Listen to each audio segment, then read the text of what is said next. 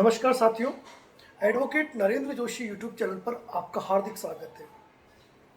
साथियों, आज हम बात कर रहे हैं हिंदुस्तान के उन दो महान इंस्टीट्यूट की जिनके कारण करोड़ों निवेशक प्रभावित हुए हैं। बात सहारा इंडिया की करें या आदर्श क्रेडिट कोऑपरेटिव सोसाइटी की, अक्सर लोगों के दिमाग में यह प्रश्न उमड़ता है कि आखिर सहारा इंडिया और आदर्श में क्या अंतर है।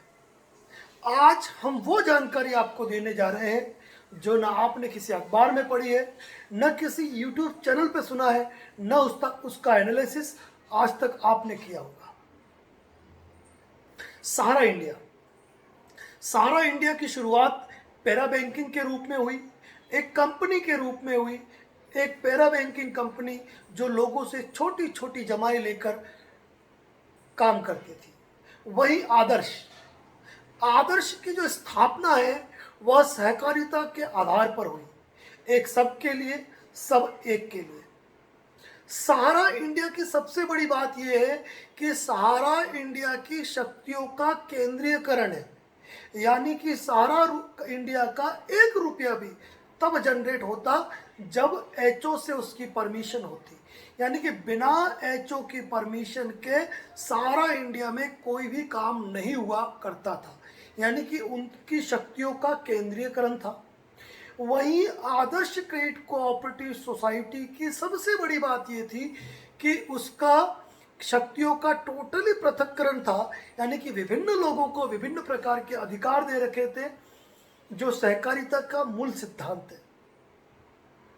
सहारा इंडिया की एक अलग बात यह है कि उसने एक के बाद एक कंपनियां खोली, और जब कंपनियों के मामले उलझे तो उन्होंने कदम रखा सहकारिता के अंदर। लेकिन आदर्श की बात करें तो आदर्श प्योर सहकारिता के आधार पर आदर्श क्रेडिट कोऑपरेटिव सोसाइटी का उद्भव हुआ था, और पूर्ण सहकारी सिद्धांतों के आधार पर ही उन्होंने काम किया। आज जब बात सहारा इंडिया की आती है तो लोगों को ये सोचना पड़ता है कि हमारा सहारा इंडिया की कौन सी कंपनी या कौन सी सोसाइटी में इन्वेस्टमेंट है। लेकिन जब बात आदर्श की आती है तो वहाँ निवेशकों को ये नहीं सोचना पड़ता है कि हमारा निवेश कहाँ है। हमारा निवेश आदर्श क्रेडिट कोऑपरेटिव सोसाइटी के अंदर था, यानी कि केवल एक सिद्धांत था, एक ब्रांड था, एक संस्था थी जिसे आदर्श क्रेडिट कोऑपरेटिव सोसाइटी कहा जाता था, वही जमा होता था। जबकि सहारा इंडिया के अंदर खुद वहाँ के अभिकर्ताओं को मालूम नहीं था कि इसके अंदर कितनी कंपनियां हैं और कौन कौन सी कंपनी के अंदर हमारा इन्वेस्टमेंट है।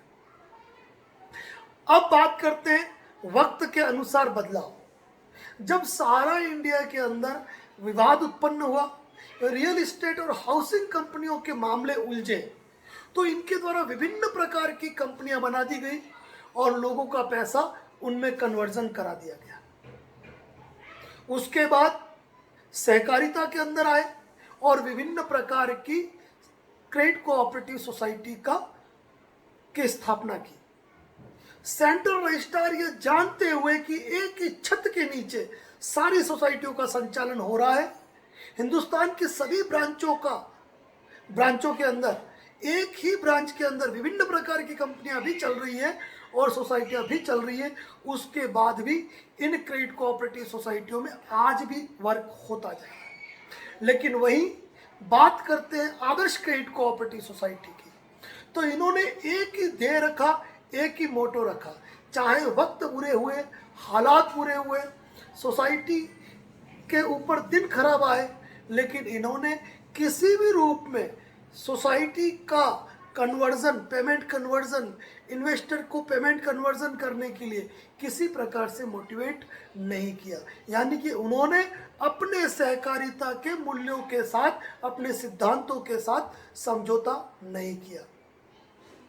अब बात आता है कि सहारा श्री सुब्रत राय जो है, उनका जो संपर्क था वह केवल अपनी मैनेजिंग टीम के साथ था, जबकि हम आदर्श क्रेडिट कोऑपरेटिव सोसाइटी के आला कमान की बात करें, चाहे वो मुकेश मोदी की बात हो, चाहे वह राहुल मोदी की बात हो, इनका जुड़ाव पब्लिक सेक्टर में था। यानी कि जिस भी गांव से गुजरते उस गांव के निवेशकों के बीच ये बैठ जाते थे, चाहे बीच चौपाल में क्यों नहीं बैठना हो, चाहे ज़मीन पर क्यों नहीं बैठना हो। ये कारण है कि एक आम निवेशक के मन में मुकेश मोदी और राहुल मोदी के प्रति एक आस्था है जो उनका पैसा डूबने के बाद भी आज भी दिखाई देती है। सहारा श्री के ऊपर लोगों ने जब वो कोर्ट में अपीयर हुए तो उनके मुख पर स्याही फेंकी, लेकिन मुकेश मोदी और राहुल मोदी के खिलाफ हजारों एफआईआर होने के बावजूद जब जगह जगह इनको ले जाया गया तो वहां पर किसी प्रकार की अप्रिय वारदात उनके साथ नहीं होती दिखाई दी। इसका कारण ये है कि पब्लिक में, जनमानस के अंदर उनका एक क्रेज, एक व्यवहार था जो लोग मानते हैं।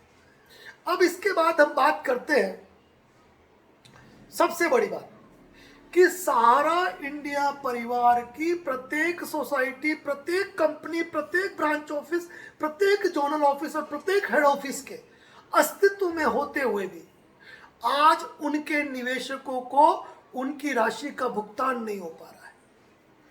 लेकिन हजारों शिकायतों के बाद आज भी ये सोसाइटियां, आज भी ये कंपनियां अपने अस्तित्व में कायम है। लोगों को भुगतान नहीं हो रहा है, शिकायत पर शिकायत दर्ज होती जा रही है। अगर एक आरटीआई के थ्रू जानकारी ली जाए तो जानकारी देने के लिए पन्ने कम पड़ जाएंगे सेंट्रल रजिस्ट्रार भारत सरकार के पास। इतनी शिकायतें उनके पास पहुंची हुई है, लेकिन फिर भी वो आज अस्तित्व में। कारण सहारा श्री का ग्लैमर दुनिया में परिचय होता, बड़े बड़े राजनेताओं के साथ, बड़े बड़े अधिकारियों के साथ उठना बैठना। लेकिन जहां आदर्श क्रेडिट कोऑपरेटिव सोसाइटी की बात करें तो एक एबीपी न्यूज ने 21 लाख निवेशकों का जीवन मुसीबत में डाल दिया। तो कहीं ना कहीं प्रशासन पे और सरकार पे हजारों उंगलियां उठ रही है कि आज सहारा के ऊपर इतनी शिकायतें होने के बावजूद भी सरकार और प्रशासन का हाथ उन पर बना हुआ है। लेकिन वहीं पर बात मुकेश मोदी, राहुल मोदी की जाए तो किसी ग्लैमर वालों ने, किसी राजनेता ने या किसी सहकार भारती से जुड़े लोगों ने भी उन्हें प्रॉपर रूप से सहयोग करने की कोशिश नहीं की, जबकि सहकारिता का प्रतिबिंब माने जाते थे मुकेश मोदी। सहकारिता का अस्तित्व क्या है, सहकारिता क्या है, यह ज्ञान उन्होंने सिखाया लोगों को। इसके बावजूद सहकारिता का प्रतिबिंब माने जाने वाले आदर्श क्रेडिट कोऑपरेटिव सोसाइटी पर यह गाज गिरना, सहकारिता को ताला लगना है। सहकारिता विभाग के लिए भले ही केंद्र सरकार द्वारा घोषणा कर दी गई कि सहकारिता विभाग का अलग मंत्रालय बनेगा, नए प्रभाव लागू होंगे उसमें। खैर, सहकारिता में ढेरों चीजें आती है, केवल क्रेडिट कोऑपरेटिव सोसाइटी नहीं आती है। अखबार के अंदर एक खबर सब छपती है जिसमें यह कहा जाता है कि सेक्टर को रेगुलाइज किया जाएगा, तो वहां निवेशक ये सोचते हैं कि अमित शाह द्वारा कोई एक पॉजिटिव स्टेप लिया जाएगा, जबकि वास्तविकता यह है कि आदर्श क्रेडिट कोऑपरेटिव सोसाइटी का बंद होना ही सहकारिता के मुंह पर एक तमाचा है। आज हजारों लाखों निवेशक पीड़ित हैं। राज्य सरकार ने पोर्टल जारी कर दिया, यहां पर भी अंतर बताऊंगा मैं।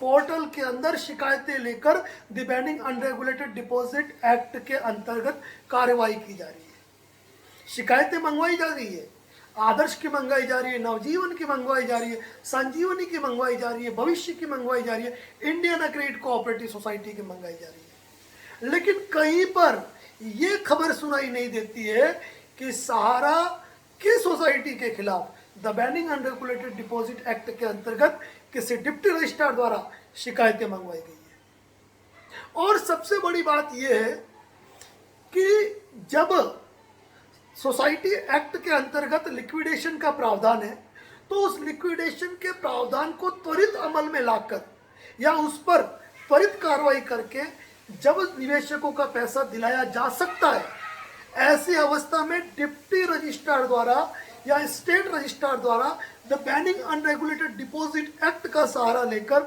लोगों के डॉक्यूमेंट मंगवाकर उसके क्रिमिनल इस्तेगासे दायर कराकर किस रूप से निवेशकों को राशि लौटाई जा सकती है, इस संदर्भ में किसी भी डिप्टी रजिस्ट्रार से यदि वार्ता की जाए तो वह इसका जवाब देने में बिल्कुल ही असक्षम है। हमारे उदयपुर के अंदर भी उदयपुर का एक प्रतिनिधि मंडल जब डिप्टी रजिस्ट्रार के पास पहुंचा और उनसे इस बारे में सवाल जवाब किए कि आप the banning unregulated deposit act के अंतर्गत जो शिकायतें ले रहे हैं, आप किस तरीके से निवेशकों को उनका राशि लौटा पाएंगे, तो उनके द्वारा सिर्फ यही कहा गया, हमको जो आगे से निर्देश है वह हम कर रहे हैं। राजस्थान सरकार का कोई भी एक डिप्टी रजिस्ट्रार हमसे वार्ता करके देख ले, वह ये मानेगा कि वह एक सही दिशा में नहीं जा रहे। आज से करीब 1 साल पूर्व हमने सहकारिता मंत्री को और मुख्यमंत्री महोदय को एक पत्र लिखा था और वह पत्र जरिए कलेक्टर हमने मुख्यमंत्री तक पहुंचाया भी था, जिसमें हमने उन कानूनों का जिक्र किया था जिन कानूनों के आधार पर सहकारिता को जीवित रखा जा सकता है और निवेशकों के हित में सोचा जा सकता है। लेकिन जहां निवेशकों के हित की बात आती है, उनके कानून की बात आती है, तो क्या सहकारिता में कानूनों का बदलाव नहीं हो सकता था? क्या वहां नए कानूनों का इंप्लीमेंट नहीं हो सकता था? लेकिन नहीं।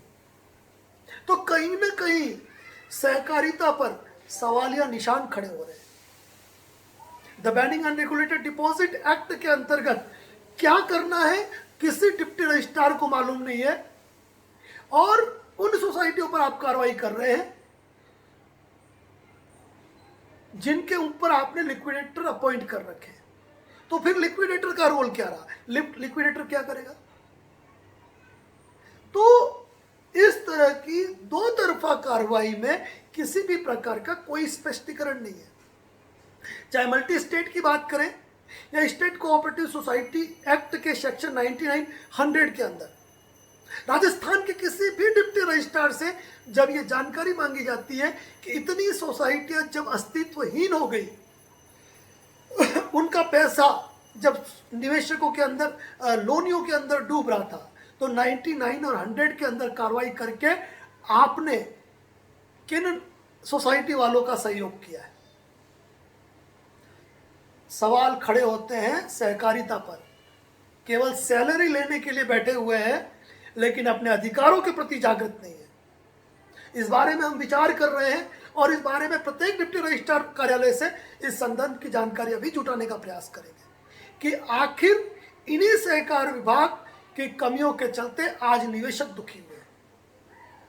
अगर हम बात इससे आगे की भी करें तो वर्तमान में द बैनिंग अनरेगुलेटेड डिपॉजिट के अंतर्गत सहकार विभाग ने एसओजी को आदेशित किया है कि अनरेगुलेटेड डिपॉजिट एक्ट के अंतर्गत अनरेगुलेटेड डिपॉजिट लेने वाली सोसाइटियों की जांच की जाए।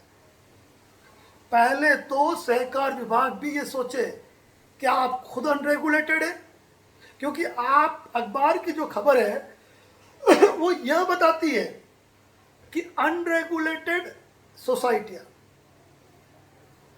तो वह सोसाइटियां अनरेगुलेटेड कैसे हुई जिनको रेगुलेटेड आपके द्वारा किया गया है। अगर वो पेमेंट देने में डिफॉल्ट कर रही है तो आपको इस मैटर में इंप्लीमेंट करना चाहिए कि इस मैटर को कौन से एक्ट के तहत अच्छी तरीके से निपटाया जा सकता है।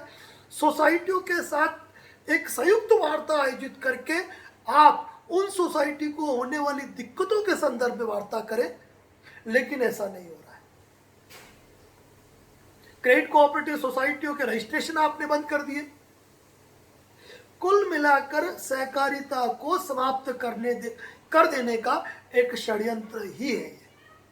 जब आदर्श, नवजीवन और संजीवनी जैसी बड़ी सोसाइटियां इस अवस्था में आ गई तो यकीन मानिए ये छोटी सोसाइटियां भी कब तक टिकेगी, क्योंकि वहां पर जो सबसे बड़ा सहयोग होता है वो सरकार को देना चाहिए। वहां पर सरकार की कोई भूमिका नहीं है। The banning unregulated deposit act पे यदि स्टार्ट से लेकर लास्ट तक, इस्तगासे से लेकर इंप्लीमेंट तक यदि सोचा जाए तो वहां भी निवेशकों के हाथ में केवल और केवल निराशा ही लगेगी। अगर किसी के मन में इस प्रकार का कोई डाउट है तो वह एक्ट को अच्छी तरीके से पढ़े और समझने का प्रयास करें। वैसे तो हम बात कर रहे थे आज सहारा क्रेडिट और आदर्श क्रेडिट में मूलभूत अंतर की, लेकिन हो सकता है कि हम लिख से भटक गए और किसी और मुद्दे पे आ गए। तो मुद्दे की बात में यही कहना चाहूँगा कि सहकारिता विभाग को चाहिए, सहकार भारती को चाहिए कि अगर सहकारिता का अस्तित्व बनाए रखना है तो कानूनी तरीके से सोचे, लेकिन उस कानूनी तरीके से सोचे जिससे सोसाइटी का भी हित हो, निवेशकों का भी हित हो। लिक्विडेशन क्या होता है, इस प्रोसेस को भी आपको समझना पड़ेगा। किस तरीके से आप निवेशकों को उनके हक की राशि दिला सकते हैं, उसके लिए आपके पास कोई योजना नहीं है। The banning unregulated deposit act किस तरीके से इंप्लीमेंट होगा, उसके बारे में भी कोई जानकारी नहीं है। केवल आपको इंस्ट्रक्शन मिले हैं और उनको फॉलो करना है, और उस चीज के अंदर तरस रहे हैं करोड़ों निवेशक। साथियों, हमारी आवाज बुलंद होती है, लेकिन बात यह है कि आवाज उन कानों तक पहुंचनी चाहिए और इसकी जिम्मेदारी आप साथियों की है। वीडियो को शेयर करें, चैनल पर नए हैं तो इस चैनल को सब्सक्राइब जरूर करें। लेकिन एक बात जाते जाते कहूंगा कि सहकारिता के अस्तित्व को समाप्त सहकार विभाग कर रहा है, सहकारिता मंत्रालय कर रहा है, और सरकार को यह सोचना जरूरी है कि एक सोसाइटी की एक कंप्लेंट आती है, एक एफआईआर दर्ज होती है, एक न्यूज़ चलती है, उसको ताले जड़ दिए जाते हैं, उसकी 820 शाखाएं बंद हो जाती है, लेकिन एक संस्थान ऐसी है जिसकी हजारों शिकायतें, लेकिन वह सरकार को खरीदने की ताकत रखता है। तो यह क्या है? सवाल खड़े होते हैं सरकार पे और सहकारिता विभाग पर। इसी तरह के अपडेट हर बात हम इस चैनल पर कहेंगे। चैनल पर नए हैं तो सब्सक्राइब जरूर करें। धन्यवाद।